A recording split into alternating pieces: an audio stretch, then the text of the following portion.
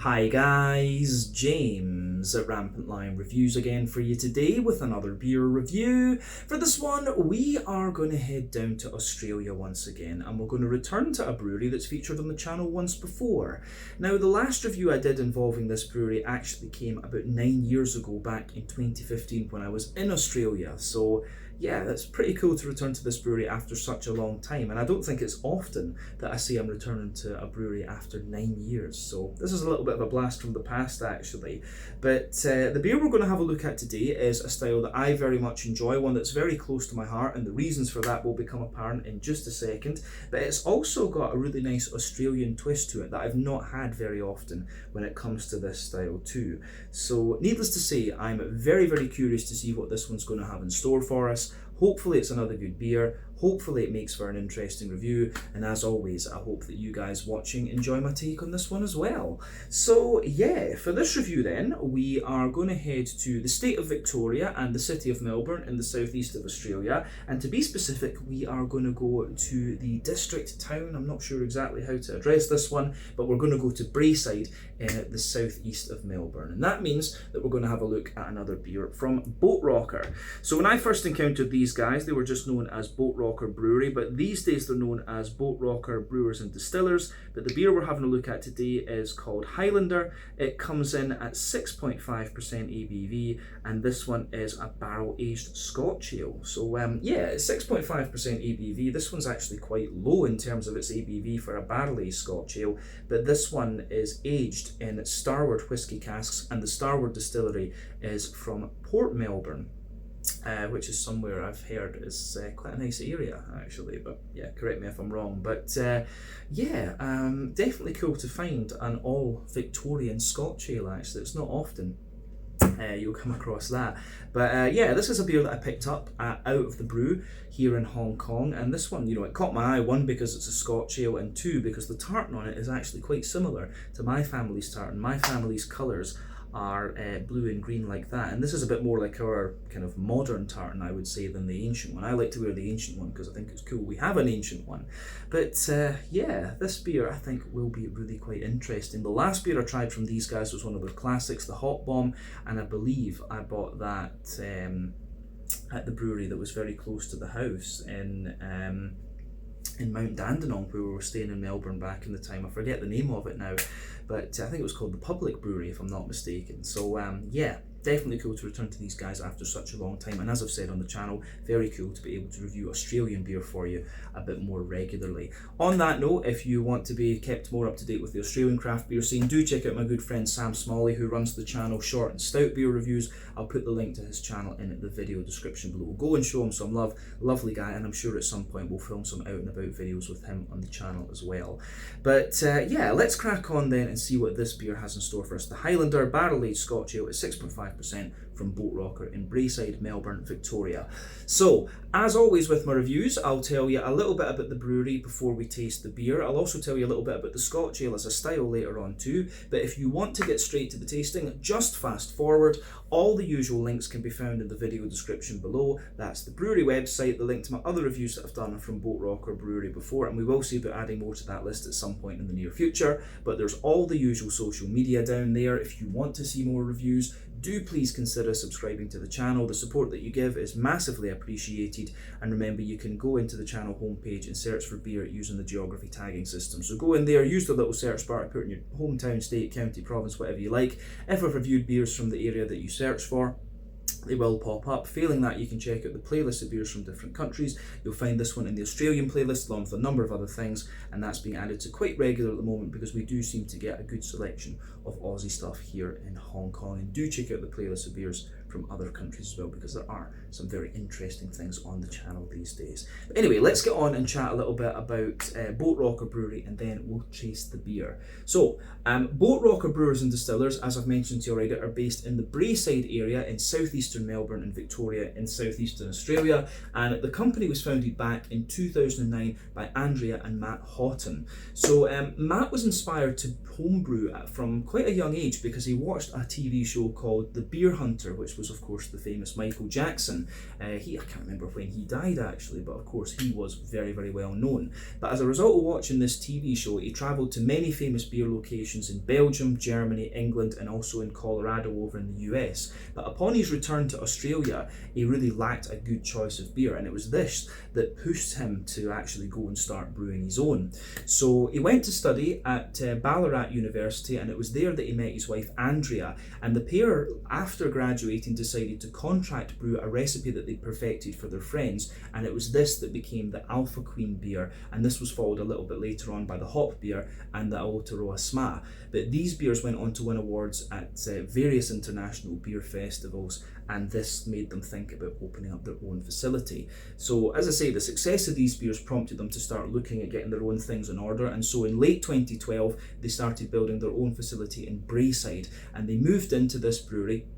They bought a bunch of barrels and they started a barrel program, which was actually one of the first ones in Australia. But later on in 2016, they received investment from the Hand Group, which took 33% of the company, and this helped them open up the barrel room across the road from the original brewery. This place has 15 taps and seats 100, and they apparently started off with about 100,000 litres of different wine, whiskey and bourbon barrels to expand their barrel program.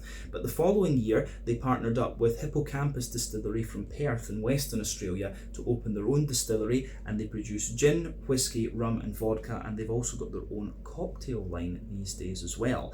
But as of April 2024, when I'm filming this review for you, these guys have produced 240 different kinds of beer according to Untappd. There's still a number of their classic beers available, like the Alpha Queen and the Hop Bomb, which was the one I reviewed all those years ago. But they've come a long way since I first encountered them back in 2015. So I think that's everything I can really tell you about Boatrocker Brewery for the moment. If you want to learn more about these guys, you can check out the brewery website, you can follow them on Facebook and Instagram to keep up to date with all the latest goings on, and you can check out the Rate Beer, Untappd and Beer Advocate pages to learn a wee bit more about all the different beers that these guys have done. So let's crack on then and see what this beer is going to have in store for us. So this one is a 375ml can incidentally, and it's fairly common to find these in Australia. Not too many other places do it. I'm not sure if this is if the 375ml is equivalent of one of like the schooner measurements or something that they sell beer in Australia. But this one's really nicely presented. You can see the Boatrocker symbol at the top there, and you can see Boatrocker Brewers and Distillers. You can see the Highlander name there and the Starward cask behind. And like I say, the tartan on this one is quite nice actually. I'm not sure exactly what tartan it is. I don't know if maybe it's the Starward's own tartan that they've commissioned for their distillery or whatever, but you can see barrel aged Scotch ale, 6.5% ABV. It's a plain gold top on the can, and like I said, I'm pretty sure this one was bought at Out of the Brew in Sheung Wan here in Hong Kong. But it says on the back here, we've unleashed an immortal symphony of flavour with this here Scotch ale, barrel aged in old Starward whisky casks. The wee dram of caramel, toffee, oak and whiskey will have you crying. There can only be one. Raise your glass and feel the power, laddies and lassies. Slàinte. So like a little bit kind of cringy on the blurb there, but we'll let them away with that, I have to say.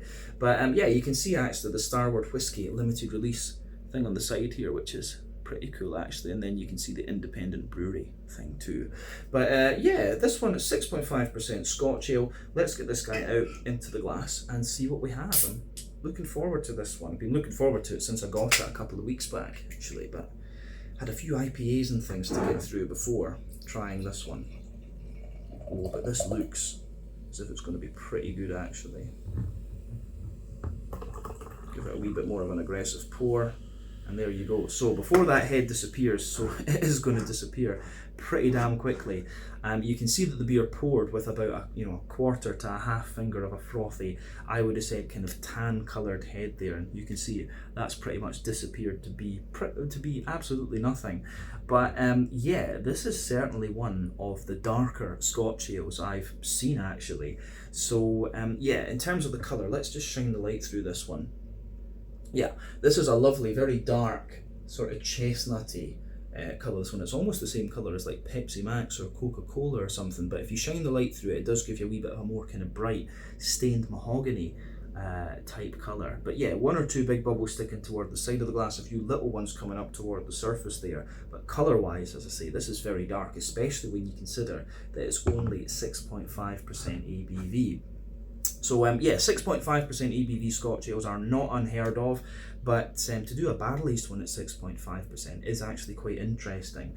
So the term Scotch ale, to tell you a bit more about the style, the term Scotch ale is a little bit more of a kind of general thing. In Scotland, the beers that we drank were called the shilling ales. So that was denoted with a kind of forward slash and then a little dash afterwards. And this referred to the tax system. And also it's the, what was used before pence basically. But yeah, the shilling ales, they started at 30 shilling and they went up 40, 50, 60, 70, 80, 90 shilling.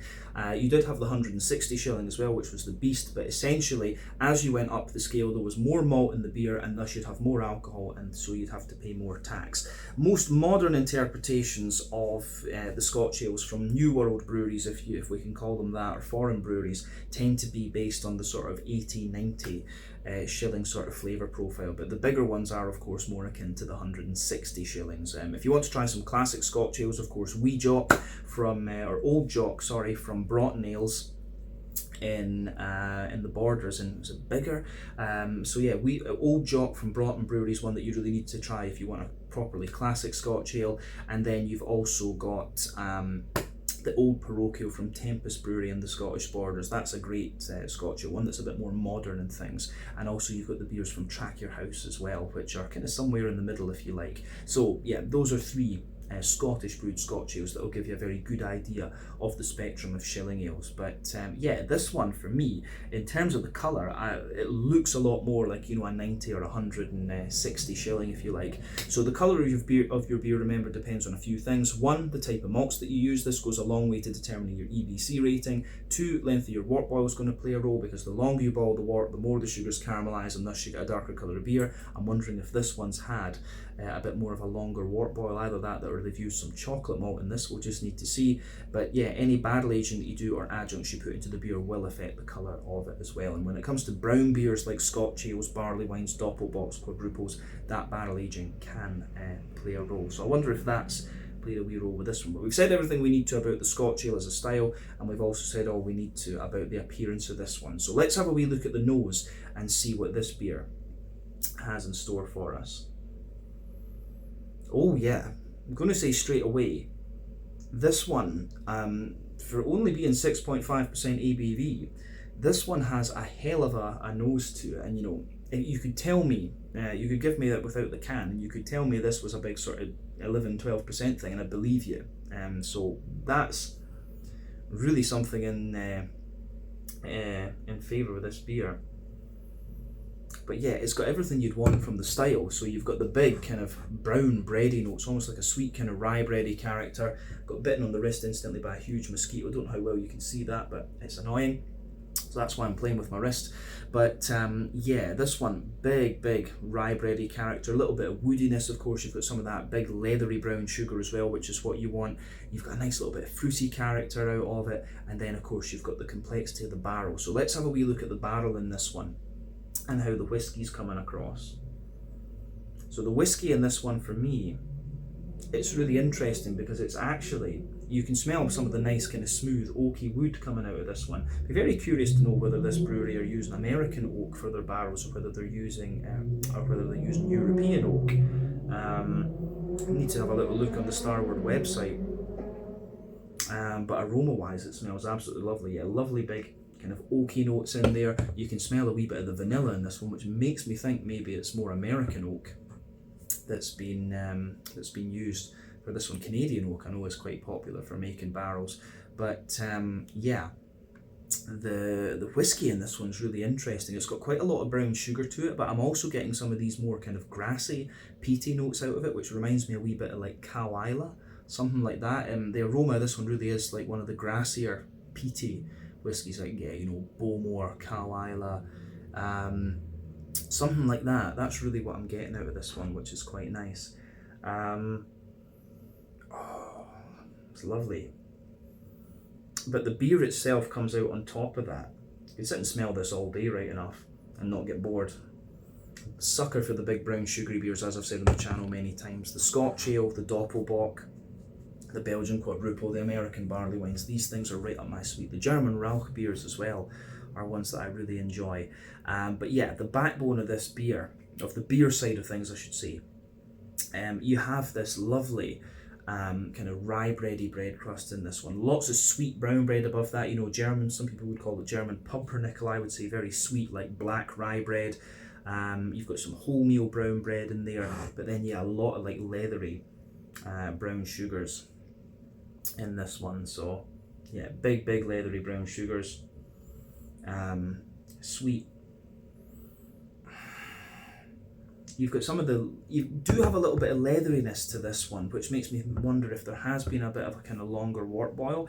But at the same time, there's a lot of like treacle and molasses in this beer. Sweet caramel as well, some nice biscuity notes. You do get a touch of nuttiness out of this one, the more that you smell of it as well. And these are all elements that you can quite often find in the Scotch ale style.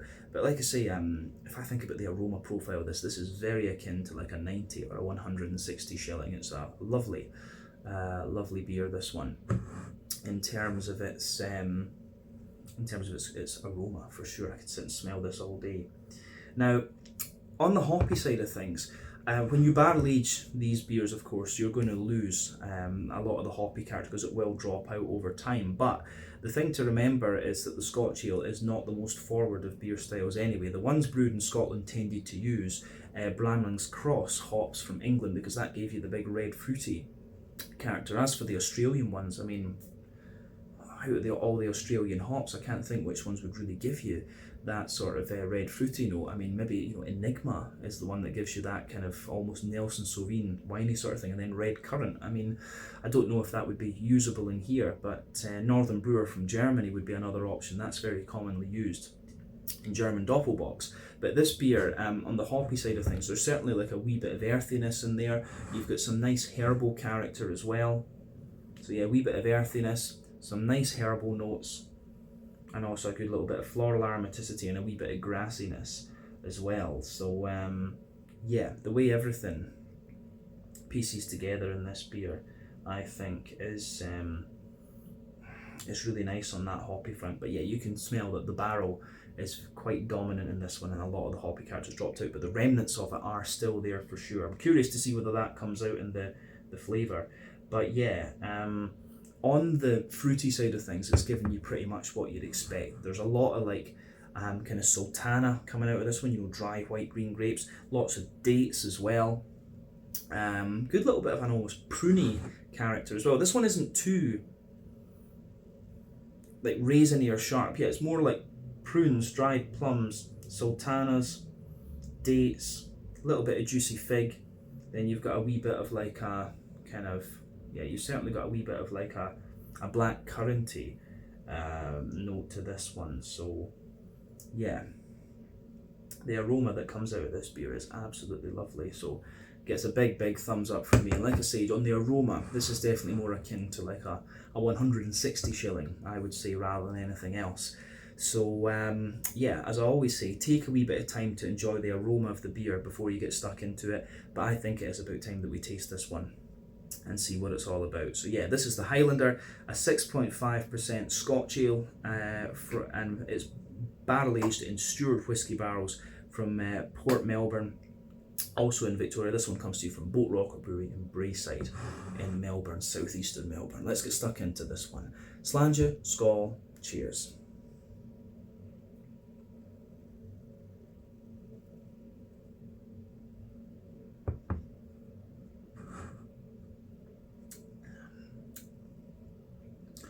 Ooh, that's good. That is really good. Yeah, I think you have to, just on the first impression, I think one thing we really have to praise Boatrocker on is the authenticity of the flavour in this one. Even with the barrel, it still gives you that real, like, it feels like a Scotch ale that's brewed in Scotland. And you know, that's one of the things. I love trying Scotch ales from different countries. I think we've had one or two from Australia before, right enough. Not many. We've had a couple from New Zealand as well, and it's understandable because, you know, a lot of people have Scottish heritage. But yeah, this is, when I think about it, this is one of the ones that's kind of closest to what you would find from like Tracker House or Broughton Brewery or something like this. This beer is like really nicely done, so it gets a big thumbs up from me. And I would say as well, it has the authentic flavour profile, but the power of the flavours is a little bit more kind of New World and American as well. So this is one that really, I think, kind of straddles the line almost. But you know, what I'm basically trying to say is this is a bloody good Scotch ale. This is really pretty damn good. And it's impressive that this is only 6.5% ABV, because it's you know, the flavour profile that you get out of this is a lot bigger than that. So yeah, this one is quite a sensible beer in that sense, and you don't expect Scotch ales to be sensible. For me, these are kind of dessert tasting beers for the most part, but this one you could easily have, you know, 2 or 3 of in a session, and if you were that way inclined. But yeah, for me, the kind of big brown sugary beers like this are taster beers. You have one and you enjoy the flavour rather than kind of sessioning them. But yeah, this is good. Anyway, let's just break this beer down then and describe the flavours a bit more in depth. But this is damn good. I like this for sure. So, general overview of this one. The barrel's very nice. The whiskey has turned, the whiskey part and the barrel part is pretty much what I would have expected. The beer itself, the breadiness isn't quite as dry. It's actually quite an oily bready character, but lots of kind of big oily brown sugars, some sweet oily fruits as well. But yeah, the way everything goes together in this one, I think, is really nice.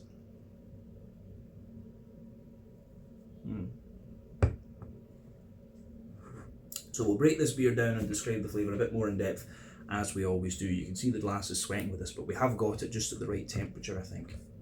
So, middle third of your palate then, you can feel the backbone of the beer. It's that lovely, smooth, kind of oaky character coming out of the beer.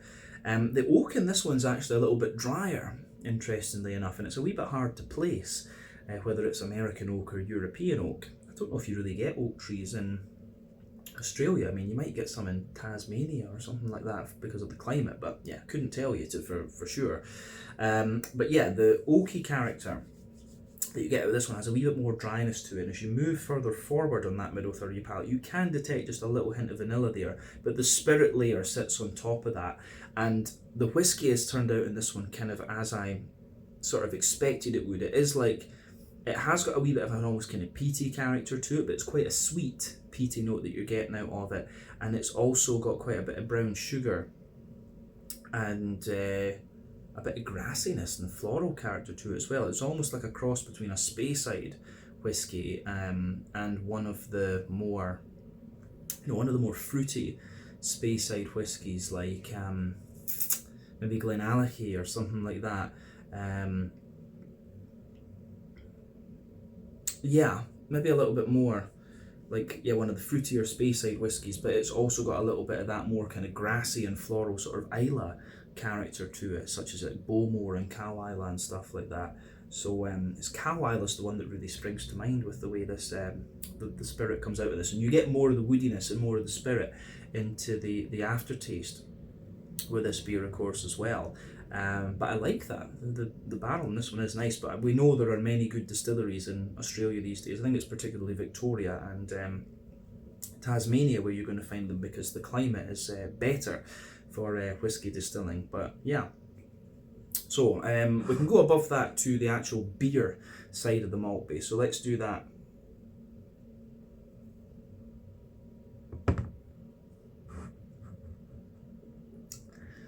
Yeah. So the beer side of things, you've got this lovely kind of like sweet rye bready bread crust that sits above that. Has a slight degree of dryness to it, but yeah, rye bready bread crust. You've got that dense, very oily rye bready character that sits above that, which is great. Then above that, you've got a more wholemeal brown bready sort of thing. So yeah, rye bread crust, dense rye bread, a more wholemeal brown bread. All these bready characters are quite dense and quite sweet, as I've said.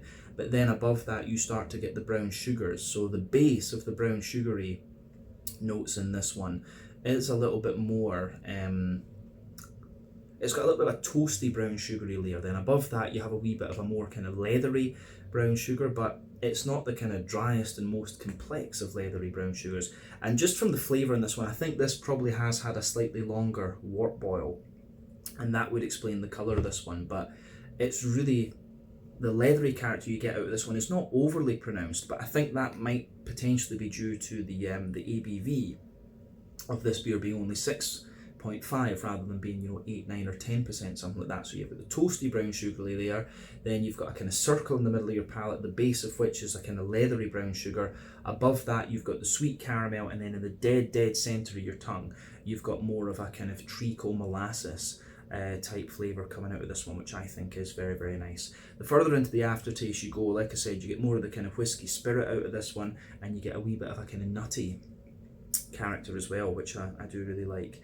Yeah, the way everything pieces together in this one, I think, is very, very nice. But I think that covers the middle third of your palate, and that's where the majority of the complexity in this beer actually is.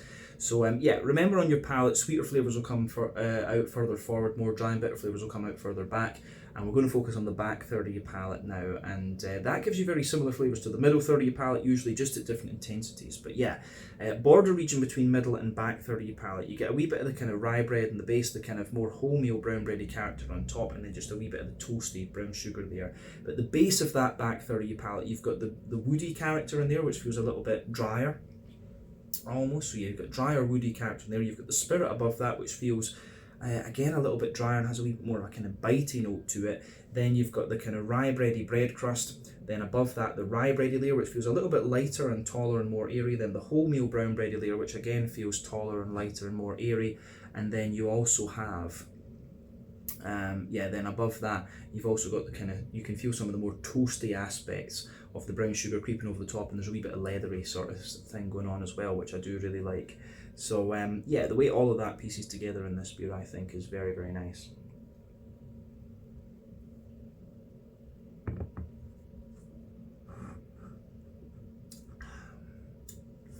But yeah, the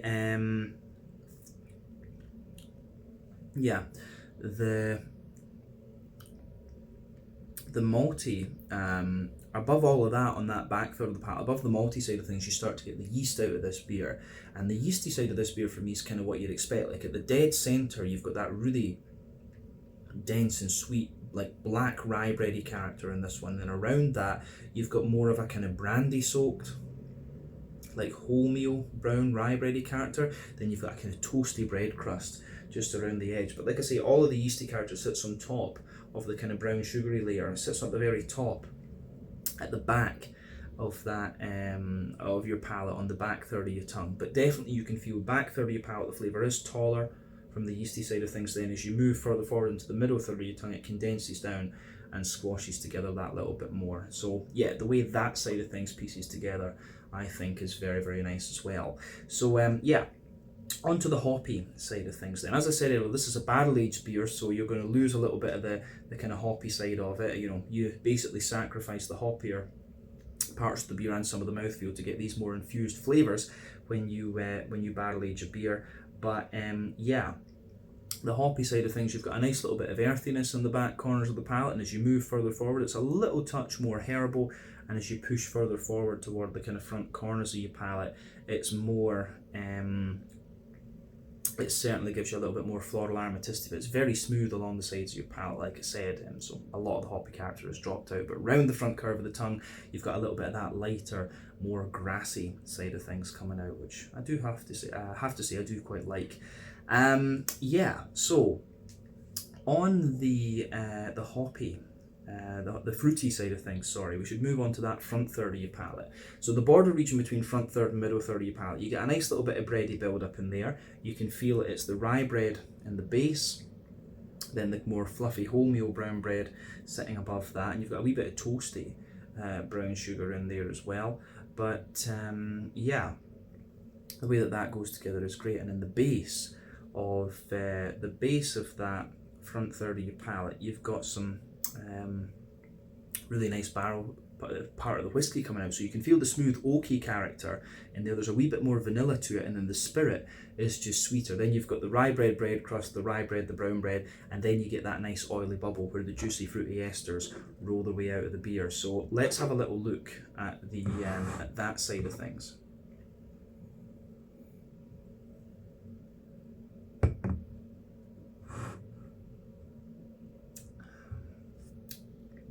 So yeah, the fruity side of the beer is kind of what you would have expected from the aroma, to be honest with you. And that oily bubble at the back of the front 30 pack, you do get a little bit of like prune out of this one, but it's a lot of the base at the back is a lot there's a lot of date in there.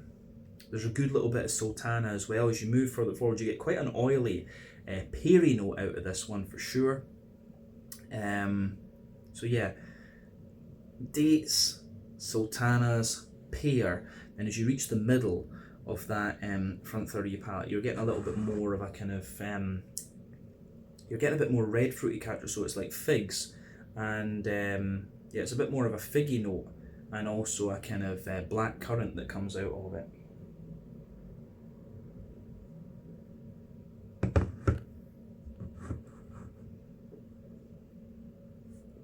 So,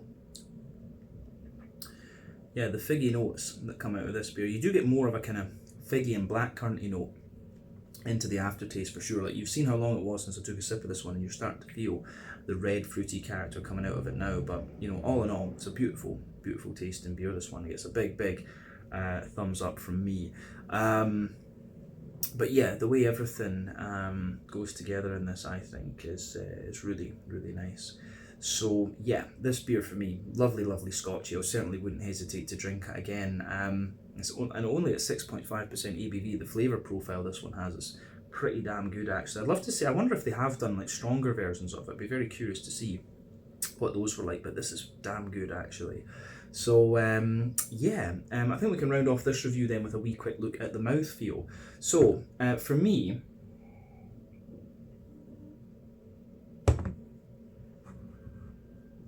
this beer, the mouthfeel on this one's really pretty good actually. I'd say it's kind of top end to mid-bodied. The carbonation has a good little bit of crispness to it. So yeah, a little bit of a kind of crispness, I would say. Some some crispness. Good little bit of, I think it's just slightly over carbonated this one, but that might be due to the length of time this beer's been in the can. We have to remember that. So it's got a little bit of over carbonation to it. The mouthfeel feels a bit light in a sense, but it's also quite kind of slick and oily for sure. But it still has an element of drinkability, which I mean in Australia it can be very, very hot, like here in Hong Kong. So you do want that element of drinkability to it, but again, it's only 6.5% ABV. It's kind of a normal Scotch ale mouthfeel, to be honest with you. It kind of feels that the mouthfeel of this one's quite similar to the Broughton Old Jock that I mentioned earlier, which is a classic example of the style. But yeah, in terms of IBU, I think this one's like, 15 or 20 IBUs, if that. The backbone of the beer, from the barrel, you've got a bit of dryness, you've got lots of dry sweetness from the spirit as well. The brown bready character has a nice kind of smoothness to it, but a wee bit of dryness. The brown sugars are giving you this very dry sweetness too. So yeah, the way all of that pieces together in this one, I think, is very, very nice actually. So it gets a big thumbs up from me. Yeah, the way that goes together, I think, is really, really nice in this one. The fruity character is lovely, big, oily, and sweet. So that gets a big thumbs up from me. And yeah, I think this is just a beautiful, beautiful beer. This one. Yeah, can't praise it enough, but really impressed with how flavourful it is at only 6.5% ABV. So yeah, I think we can leave it at that for this one. This was the Highlander, a 6.5% barley Scotch ale, very akin flavour profile wise to like a 90 or 160 shilling, and this was aged in Starward Whisky Distillery casks. Also from Melbourne in Australia. But yeah, beautiful beer from Boatrocker, and this makes me very curious to try some more of their kind of big malty offerings going forward.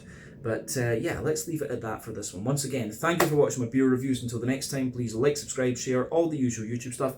Let me know your own thoughts on this beer in the comment section below. Let me know what your favourite beers are from Boatrocker as well, and we will no doubt return to these guys again at some point in the fairly near future. But yeah, this was the Highlander from Boatrocker Brewers and Distillers in Braeside, Melbourne, Victoria, Australia. Until the next time, slàinte, skål, cheers, and I'll see you guys in the next one. Ciao just now.